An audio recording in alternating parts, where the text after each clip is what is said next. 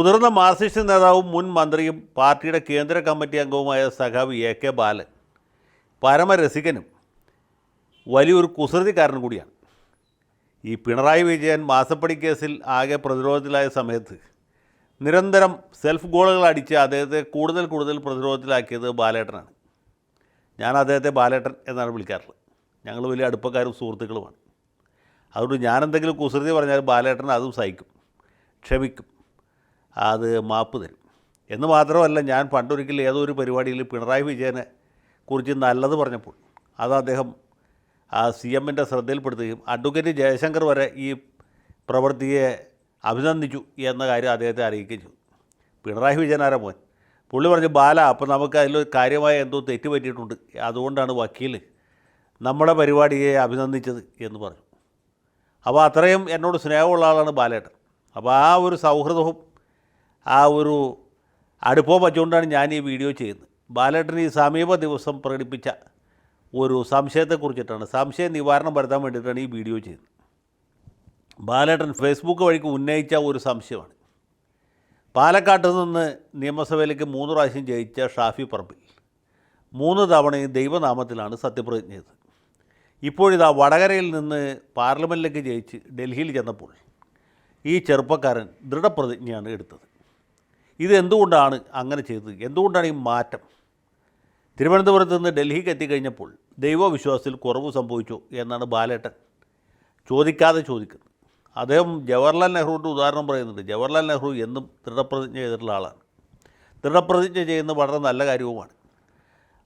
AK. ബാലൻ തന്നെ നേരത്തെ parliament അംഗമായിരുന്നപ്പോഴും പിന്നീട് നിയമസഭാ അംഗമായിരുന്നപ്പോഴും ഒക്കെ ദൃഢപ്രതിജ്ഞ എടുത്തിട്ടുള്ള ആളാണ്. അദ്ദേഹം ഒരിക്കൽ പോലും ദൈവവിശ്വാസം അല്ലെങ്കിൽ ദൈവനാമത്തിൽ സത്യപ്രതിജ്ഞ ചെയ്തിട്ടില്ല. ഇതൊക്കെയാണ് പുള്ളി പറഞ്ഞതിൻ്റെ ന്യായങ്ങൾ. എന്തുകൊണ്ടാണ്? മാത്രമല്ല, ഈ തെരഞ്ഞെടുപ്പ് നടന്നത് നോമ്പ് കാലത്തായിരുന്നു. ആ സന്ദർഭത്തിലൊക്കെ എല്ലാ ദിവസവും 5 നേരം വീതം നമസ്കരിക്കുന്ന ഒരു ഷാഫിയാണ് വടകരക്കാർ കണ്ടിട്ടുള്ളത്. ഈമാനുള്ള മുസ്ലിമാണ് എന്നാണ് അദ്ദേഹം പൊതുജനങ്ങൾക്ക് കൊടുത്തുള്ള ഇമ്പ്രഷൻ. എന്നിട്ട് ഷാഫിയെക്കുറിച്ച് ഒരു വലിയ കുത്തുവാക്കും പറഞ്ഞിട്ടുണ്ട്. ഖുറാനിൽ പറഞ്ഞിട്ടുണ്ട് കപട വിശ്വാസികളെക്കുറിച്ച്, മുനാഫിക്കുകൾ എന്നാണ് അവരെ പറ്റി പറയുന്നത്. അങ്ങനെ ഒരു മുനാഫിക്കാണോ ഷാഫി എന്നൊരു സംശയവും കൂടി പുള്ളിൻ്റെ ഇടയ്ക്ക് ഒരു കുത്തുവാക്കായിട്ട് പറഞ്ഞിട്ടുണ്ട്. ഇതിപ്പോൾ ഷാഫി പറമ്പിൽ അദ്ദേഹത്തിൻ്റെ സൗകര്യം അനുസരിച്ച് ദൃഢപ്രതിജ്ഞയും ചെയ്യും, ദൈവനാമത്തിൽ സത്യപ്രതിജ്ഞ ചെയ്യും. അതിൽ ബാലൻ സഖാവ് വേവലാതിപ്പെടേണ്ട ഒരു കാര്യമില്ല. അദ്ദേഹം മുസ്ലിം സമുദായത്തിലാണ് ജനിച്ചത്. അദ്ദേഹം ദൈവവിശ്വാസമുള്ള ആളുമാണ്. അത് ഷാഫി പറമ്പിലിനല്ല, നമുക്ക് എല്ലാവർക്കും അറിയാം. ദൈവവിശ്വാസമുള്ള ആളാണ് അദ്ദേഹം. നിയമസഭാംഗമായിട്ട് ബാലൻ്റെ ഫേസ്ബുക്കിൽ 2 തവണ എന്ന് പറഞ്ഞിട്ടുണ്ട്. സത്യത്തിൽ 3 തവണ ജയിച്ചിട്ടുണ്ട്. 3 തവണയും ദൈവനാമത്തിലാണ് സത്യപ്രതിജ്ഞ ചെയ്ത് എന്ന് വെച്ചോളൂ. എന്ന് കരുതി അദ്ദേഹത്തിന് ഇനി പാർലമെൻറ്റിൽ ചെല്ലുമ്പോൾ ദൃഢപ്രതിജ്ഞ എടുക്കാൻ പാടില്ലെന്നുള്ളത് പറഞ്ഞിട്ടുണ്ടോ? ഇല്ല. ദൈവവിശ്വാസമുള്ള ആളുകൾ ദൃഢപ്രതിജ്ഞ ചെയ്യുന്നത് ഭരണഘടനാപരമായിട്ടോ ജനപ്രാതിനിധ്യ നിയമത്തിൻ്റെ അടിസ്ഥാനത്തിലോ വിലക്കിയിട്ടുണ്ടോ? ഒരു വിലക്കുമില്ല, യാതൊരു വിലക്കുമില്ല. ദൈവവിശ്വാസമുള്ള ആളുകൾക്കും ദൈവവിശ്വാസം ഇല്ലാത്ത ആളുകൾക്കും ദൃഢപ്രതിജ്ഞ എടുക്കാം. എൻ്റെ വ്യക്തിപരമായ അഭിപ്രായത്തിൽ ദൈവവിശ്വാസമുള്ള ആളുകളാണെങ്കിൽ പോലും ദൃഢപ്രതിജ്ഞ എടുക്കുന്നതാണ് നല്ലത്. കാരണം ഈ പാർലമെൻറ്റ് പോലെ അല്ലെങ്കിൽ നിയമസഭ പോലെയുള്ള വേദികളിലേക്ക് ദൈവത്തിനെ വലിച്ചഴിച്ച് കൊണ്ടുവരേണ്ട ആവശ്യമില്ല. അവിടെ ദൈവത്തിന് പ്രത്യേകിച്ച് ഒരു റോളുമില്ല. ഇനി ദൃഢപ്രതിജ്ഞ എടുക്കാൻ പാകത്തിന് ദാർഢ്യമില്ലാത്ത ആളുകൾക്ക്, ബലമില്ലാത്ത ആളുകൾക്ക്, ആത്മബലമില്ലാത്ത ആളുകൾക്ക് വേണമെങ്കിൽ ദൈവനാമത്തിലും പ്രതിജ്ഞ എടുക്കാം. നമ്മുടെ കൊടുങ്ങല്ലൂർ MLA ആയിരുന്ന ഉമേഷ് ചള്ളിയിൽ പണ്ട് ശ്രീനാരായണ ഗുരുവിൻ്റെ പേരിൽ പ്രതിജ്ഞ എടുത്താണ്. സംഗതി പുലിവാലായി. ഹരിദാസൻ പാലായിൽ എന്ന് പറഞ്ഞ ഒരു പത്രക്കാരൻ അതിനെതിരെ കേസ് കൊടുത്തു. കേരള ഹൈക്കോടതി ഭരണഘടനയും നിയമങ്ങളും ബന്ധപ്പെട്ട ചട്ടങ്ങളുമൊക്കെ പരിശോധിച്ചതിന് ശേഷം ശ്രീനാരായണ ഗുരുവിൻ്റെ പേരിലെടുത്ത പ്രതിജ്ഞ അസാധുവാക്കുകയും നിയമവിരുദ്ധമായിട്ട് സഭയിൽ കയറിയിരുന്ന ഓരോ ദിവസത്തേക്കും 500 റുപ്യ വീതം ഉമേഷ് ചള്ളിയിനോട് ഫൈൻ അടയ്ക്കാൻ പറയുകയും 2ാമത് സത്യപ്രതിജ്ഞ ചെയ്താൽ മാത്രമേ ഇനി നിയമസഭയ്ക്ക് അകത്ത് കയറാൻ പാടുള്ളൂ എന്ന് വിലക്ക് വെച്ചു. ഉമേഷ് ചള്ളിയിൽ ഫൈനും അടച്ചു, 2ാമത് സത്യപ്രതിജ്ഞ എടുത്തു. പിന്നെ നിയമസഭാംഗമായിട്ട് ആ സഭ തീരുന്നവരെ തുടരുകയും ചെയ്തു. അപ്പോൾ ഇതാണ് നമ്മുടെ രാജ്യത്തെ നിയമം. ദൈവവിശ്വാസം ഉണ്ടോ ഇല്ലയോ എന്നുള്ളത് ഇവിടെ വലിയ പ്രസക്തമായിട്ടുള്ള കാര്യമല്ല. ഷാഫി പറമ്പിൽ വടകരയെ പ്രതിനിധീകരിച്ച് പാർലമെൻറ്റിലിരിക്കുമ്പോൾ ഒരു പാർലമെൻറ്റ് അംഗം എന്ന രീതിയിലുള്ള ഉത്തരവാദിത്വം അദ്ദേഹം നിറവേറ്റുന്നുണ്ടോ ഇല്ലയോ എന്ന് മാത്രം നോക്കിയാൽ മതി. ഇനി കോൺഗ്രസ് പാർട്ടിക്ക് അതിന് ആന്തരികമായ സംവിധാനമുണ്ട്. ബാലൻ വേറൊരു പൂളും കൂടി വെച്ചിട്ടുണ്ട്.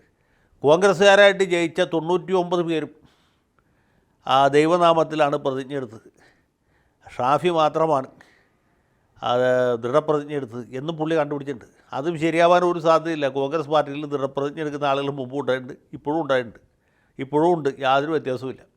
നമ്മുടെ വയലാർ രവി സ്ഥിരമായിട്ട് ദൃഢപ്രതിജ്ഞ എടുത്തിരുന്നത്, VM സുധീരൻ ദൃഢപ്രതിജ്ഞ എടുത്തിരുന്നത്. അതിൻ്റെ അർത്ഥം അവർ ദൈവവിശ്വാസം ഇല്ല എന്നുള്ള അല്ല, അവർക്കും ദൈവവിശ്വാസം ഉണ്ടാവും. അവർ സൗകര്യത്തിന് ദൃഢപ്രതിജ്ഞ എടുത്തു എന്ന് മാത്രമേ ഉള്ളൂ. ബാലൻ്റെ ഉദ്ദേശം എന്ന് വെച്ചാൽ ഈ ഷാഫി പറമ്പിലിനെ ഒരു മുനാഫിക്കാക്കി മുസ്ലിം സമുദായക്കാരുടെ ഇടയിൽ ഒന്ന് താഴ്ത്തി കെട്ടുക എന്നുള്ളതാണ്. എനിക്ക് തോന്നുന്നത് ഇത് ബാലൻ എഴുതിയത് പോലും ആവില്ല. ബാലൻ്റെ പേഴ്സണൽ സ്റ്റാഫായിട്ടൊക്കെ നടക്കുന്ന ഏതെങ്കിലും ഡിഫൈക്കാരൻ്റെ വക്രബുദ്ധിയിൽ തോന്നിയതാവാനേ സാധ്യതയുള്ളൂ. ഇനി ബാലൻ സഖാവ് തന്നെ എഴുതുകയാണെങ്കിൽ സഖാവിനോട് എനിക്ക് വളരെ ലളിതമായ ചില ചോദ്യങ്ങൾ ചോദിക്കാനുണ്ട്. മാർക്സിസം ലെനിനിസത്തിൽ വിശ്വസിക്കുന്ന, വൈരുദ്ധ്യാധിഷ്ഠിത ഭൗതികവാദത്തിലും മിച്ചമൂല്യ സിദ്ധാന്തത്തിലും വിശ്വസിക്കുന്ന പാർട്ടിയാണല്ലോ നിങ്ങളുടെ പാർട്ടി, നമ്മളുടെ പാർട്ടിയും അതെ. Communist party of India Marxist നിരീശ്വരവാദത്തിൽ അധിഷ്ഠിതമായിട്ടുള്ള ഒരു രാഷ്ട്രീയ പാർട്ടിയല്ലേ. ഈ പാർട്ടിയുടെ ചിഹ്നത്തിൽ മത്സരിച്ച് ജയിച്ച സഖാവ് ആയിഷ പോറ്റി നിയമസഭയിൽ വന്നപ്പോൾ ദൈവനാമത്തിന് സത്യപ്രതിജ്ഞ ചെയ്തതെന്തുണ്ട്? അപ്പോൾ മാർക്സിസ്റ്റുകാർക്ക് ദൈവമുണ്ടോ? പോട്ടെ, നമ്മുടെ MM മോനായി കുന്നത്തുകാട്ടിൽ നിന്ന് ജയിച്ച് നിയമസഭാംഗം വിട്ടപ്പോൾ അദ്ദേഹം എന്തുകൊണ്ടാണ് ദൈവനാമത്തിൽ സത്യപ്രതിജ്ഞ ചെയ്തത്? ഈ മന്ത്രിസഭയിൽ അംഗമായിരിക്കുന്ന സഖാവ് വീണ ജോർജ് എന്തുകൊണ്ടാണ് മന്ത്രിയായിട്ടും നിയമസഭാംഗമായിട്ടും ദൈവനാമത്തിൽ സത്യപ്രതിജ്ഞ ചെയ്തത്? ആ സഖാവിനെ നിങ്ങൾക്ക് പറഞ്ഞ് തിരുത്താമായിരുന്നില്ലേ? സഖാവേ, നമ്മുടെ പാർട്ടിക്ക് ദൈവമില്ല എന്ന് പറഞ്ഞ വീണ ജോർജ് സമ്മതിക്കില്ല. ദൈവമുണ്ട്, ത്രിയേക ദൈവമായിട്ടുള്ള നമ്മുടെ എന്താണ് കർത്താവ് ഈശോ മിശിഹായുണ്ട്, പിന്നെ ബാവായ്ക്കും പുത്രനും പരിശുദ്ധാത്മാവും എല്ലാം ഉണ്ട്, അതുകൂടാതെ കാതോലിക്ക ബാവയും ഉണ്ട് എന്ന് വീണ ജോർജ് പറയും. അവിടെ കച്ചവടം നടക്കില്ല. അതുകൊണ്ട് വീണ ജോർജിന് ദൈവനാമത്തിന് സത്യപ്രതിജ്ഞ ചെയ്യാം, അരിവാൾ ചുറ്റിയ നക്ഷത്രത്തിൽ മത്സരിക്കുകയും ചെയ്യാം, മാർക്സിസ്റ്റ് പാർട്ടിയുടെ ജില്ലാ കമ്മിറ്റി അംഗമായിട്ട് പ്രവർത്തിക്കുകയും ചെയ്യാം, ഒരു തടസ്സവുമില്ല. ബാലൻ സഖാവ് എന്താ അത് പറഞ്ഞ് തിരുത്താഞ്ഞത്? ഒരു മുതിർന്ന സഖാവല്ലേ ബാലൻ, കേന്ദ്ര കമ്മിറ്റി അംഗമല്ലേ. വീണ ജോർജ് വെറും അന്ന് ഏരിയ കമ്മിറ്റിയാണ്, ഇപ്പോൾ ജില്ലാ കമ്മിറ്റിയാണ്. ഒന്ന് പറഞ്ഞ് തിരുത്തേണ്ടായിരുന്നില്ല, എന്താ ചെയ്യാഞ്ഞത്? അതും പോട്ടെന്ന് വെക്കാം, അത് വീണ ജോർജിൻ്റെ വ്യക്തിപരമായ കാര്യമാണ് എന്ന് വിചാരിക്കാം. ബാലൻ സഖാവേ, നമ്മുടെ പാർട്ടിയുടെ സ്ഥാനാർത്ഥിയായിട്ട് 3 തവണ ഗുരുവായൂരിൽ നിന്ന് ജയിച്ച് MLA ആളല്ലേ സഖാവ് അബ്ദുൽ ഖാദർ. അബ്ദുൽ ഖാദർ സാഹിബല്ല സഖാവ് 3 തവണയും ദൃഢപ്രതിജ്ഞയല്ലേ നിയമസഭയിലെടുത്ത്. അദ്ദേഹം വഖഫ് ബോർഡ് ചെയർമാനായപ്പോൾ ആരുടെ പേരിലാണ് സത്യപ്രതിജ്ഞ ചെയ്തത് അറിയാമോ? സഖാവിനെ അറിയില്ലെങ്കിൽ ഞാൻ പറഞ്ഞുതരാം. ആ സഖാവ് സത്യപ്രതിജ്ഞ ചെയ്തത് അള്ളാഹുവിൻ്റെ നാമത്തിലാണ്, ഖുറാൻ പിടിച്ചാണ് സത്യപ്രതിജ്ഞ ചെയ്തത്. എന്തുകൊണ്ടാണ് അദ്ദേഹം മൂലധനം കയ്യിൽ പിടിച്ച് KV അബ്ദുൽ ഖാദറായ ഞാൻ ദൃഢപ്രതിജ്ഞ എടുക്കുന്നു എന്ന് പ്രതിജ്ഞ എടുക്കാഞ്ഞത്?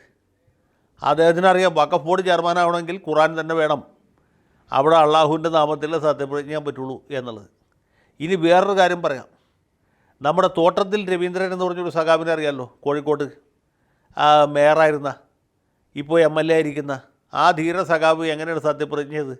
കോഴിക്കോട് മേയറായി തിരഞ്ഞെടുക്കപ്പെട്ടപ്പോൾ അദ്ദേഹം ദൃഢപ്രതിജ്ഞ എടുത്തു. ഇത്തവണ MLA ആയിട്ട് തിരഞ്ഞെടുക്കപ്പെട്ടപ്പോഴും അദ്ദേഹം ദൃഢപ്രതിജ്ഞ എടുത്തു.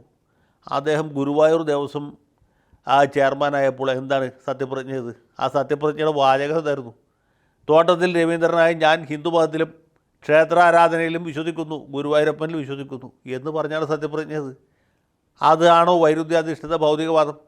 ഒരു ഭൗതികവാദിയായ രവീന്ദ്രൻ സഖാവ് ഈ മാർക്സിൻ്റെ മൂലധനം അല്ലെങ്കിൽ കമ്മ്യൂണിസ്റ്റ് മാനിഫെസ്റ്റോ എടുത്ത് കൈ പിടിച്ചിട്ട് തോട്ടത്തിൽ രവീന്ദ്രൻ സഖാവായി ഞാൻ മാർക്സിസം ലെനിനിസത്തിലും അതുപോലെ മൂലധനത്തിലും വിശ്വസിക്കുന്നു, മിച്ചമൂല്യ സിദ്ധാന്തത്തിലും വൈരുദ്ധ്യാധിഷ്ഠിത ഭൗതികവാദത്തിലും തൊഴിലാളി വർഗ സർവാധിപത്യത്തിലും വിശ്വസിക്കുന്നു, ഭരണകൂടം കൊഴിഞ്ഞു പോകും, അതിനു മുമ്പ് ഗുരുവായൂർ ക്ഷേത്രം കൊഴിഞ്ഞു പോകും എന്ന് പറയാൻ എന്തുകൊണ്ടാണ്?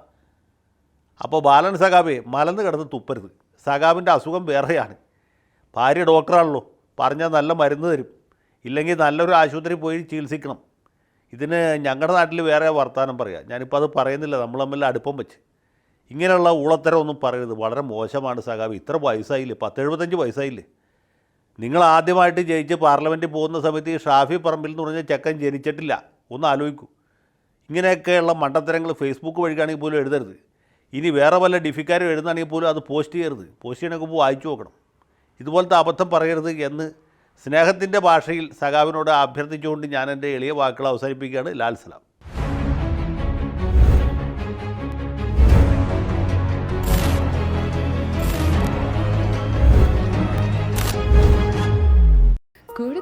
വാർത്തകളും വിശേഷങ്ങളും നിങ്ങളിലേക്ക് എത്താൻ ABC മലയാളം സബ്സ്ക്രൈബ് ചെയ്യുക, ബെൽ ബട്ടണും അമർത്തുക.